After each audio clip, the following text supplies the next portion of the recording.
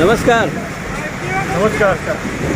Rotary club Sachin દ્વારા 1 મહિનાથી છાશ વિતરણ કાર્યક્રમ થાય છે, શું કહેશો?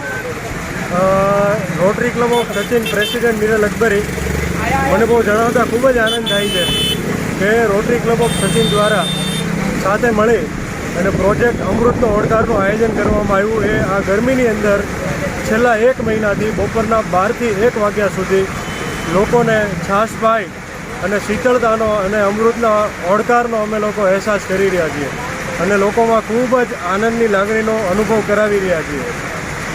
તમે સૌ જાણો જ છો કે ઉનાળા દરમિયાન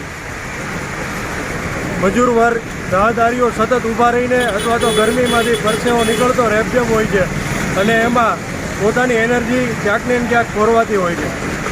તો અમારા સચિન ક્લબ દ્વારા એક સરસ મજાનો આ પ્રયાસ છે કે ઉનાળાના માહોલમાં વર્કરોને પોતાના શરીરની અંદર ડિહાઇડ્રેશનથી બચવા માટે અને શીતળતાનો અહેસાસ થાય તે માટે છાશ પાઈ અને એની અંદર એક નવી ઉર્જાનો સંચાર થાય તેવો પ્રયાસ અમે લોકો કરી રહ્યા છીએ.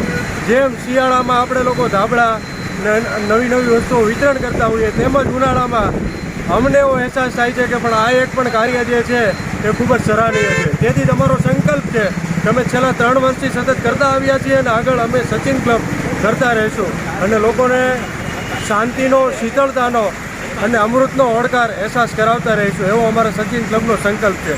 અને તમે સૌ સાથે મળી અને તમે પણ આ વસ્તુને લોકો સુધી પહોંચાડી શકો છો. અને અમે રોજનું કેટલું જાય છે? દરરોજના અમે લોકો 5000થી પણ વધારે છાશના ગ્લાસ ડિસ્ટ્રીબ્યુટ કરી રહ્યા છીએ અને લોકો એનો ઉત્સાહપૂર્વક આનંદ લઈ રહ્યા છે. ભવિષ્યમાં કયા કયા પ્રોગ્રામ છે રોટરીના?